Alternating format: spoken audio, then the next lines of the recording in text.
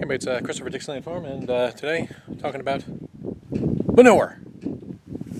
Be surprised, this is a very big concern here, and it's something that we've got to deal with. So we used to have somebody who would come and take the manure twice a year, which was great because what we do is we compost down our manure. Our manure is mostly actually used bedding. She agrees. It's actually used bedding with manure mixed in, and then so we let it sit and compost down, and it becomes a great fertilizer. Not only that, it's what the horses eat when they eat the grass. One of the herbicides that we use graze on will actually stay in their system and go in the manure.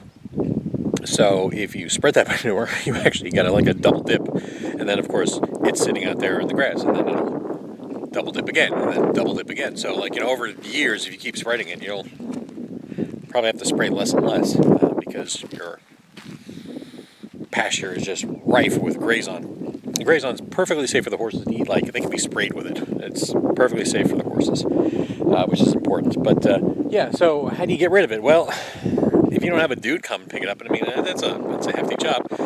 You could do what I did, which was take the bucket of the truck and of the tractor and kind of dump it. So you may see some spots here where I did just that.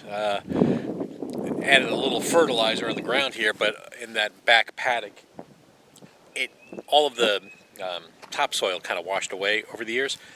So I just dumped it. But I was on the tractor for so long, I actually have tinnitus, ringing of the ears. I've got a ringing. I mean, I had I had headphones on, but I've mowed pastures for hours with headphones on and never had this, so it must have been just the up and down and the constant movement or whatever, I don't know.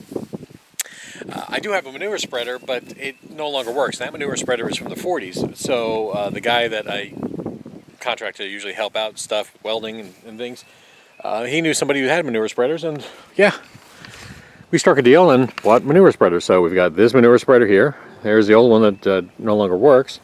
And then this one.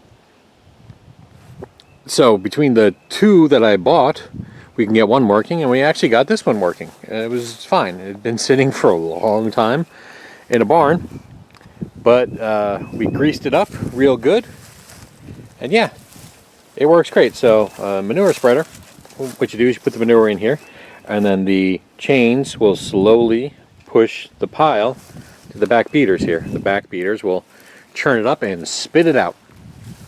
Problem is, it's slow. It's a slow process. This can hold about 3 bucket loads. So me to load 3 buckets and then to go somewhere to actually spread it would probably take 3-4 minutes. And I don't know how many bucket loads are in there, but I'm going to guess 1,000. So, yeah, this is not practical for the problem we've got right now, but it will be good in the future. In the future, I imagine once a month we'll probably spread manure, and that's great. And then this unit I just gave to him as payment, so that's good. But then not only do we have that, we have to worry about getting manure out of the barn, right? So we have to get carts. Carts are a big problem also. They don't last. When we first started out, you can see we got some broken carts here by the refrigerator that I still haven't brought to the dump. But yeah, over time, they just can't handle it. It used to be we'd go through a cart every 6 months, and I would spray it with like a rubberized coating because the urine would burn away the metal. But the wheels, they use cheap wheels. I have to constantly replace the wheels on these things. So this is a wheel that I just replaced. And then, yeah, this part broke off here, so I had to fashion something out of metal here to make it stronger. And it's like a U-channel, and I bolted on here. That's not original because they use cheap little welds. These carts, are meant for some slight garden work, not what we do. So the best cart was actually over there, and that was from our welder, but it finally broke. I could probably look into getting that going again. I haven't gotten rid of it. And I really should get rid of those 2 carts, but same thing, Sometimes I wonder, can I Frankenstein something together?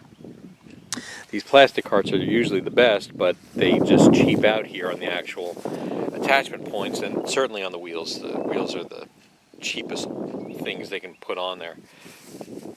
But that's another constant thing that you have to factor in here is, well, how are we going to get it out? So right now we actually have a secondary cart. It's being used right now as one of our students cleans one of the barns. I have to clean the other barn here in a minute. Brand new, and that thing, 2 welds broke off within 2 weeks, and I had to fashion something together and make it work. So, manure. It's just part of owning a farm here. But I'm so glad I was able to get that manure spreader, a brand new manure spreader. We had looked into it from 5 different companies, or roughly $7,000 to $9,000, and it wouldn't be any better than that. But that thing is from 1930. Mine was from 1940. So, I mean, the function is the same. But yeah, I mean, I'm using antiques, so I will probably sell my old one. Maybe I'll keep it, because it might only need a couple of things to get it going again. So maybe having a spare is not a bad thing, just in case. But I'll be... Versa doesn't want the old Bangler here anymore.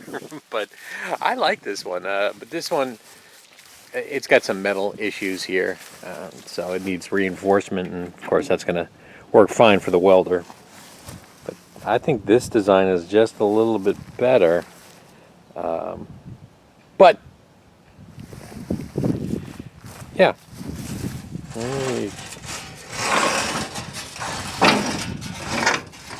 You get the idea here. But how about that? The fact that it still moves after all this time, huh? And the metal wheels are just insane, aren't they? Well, manure. That's what's happening here. Big Side Farm. Take care, everybody.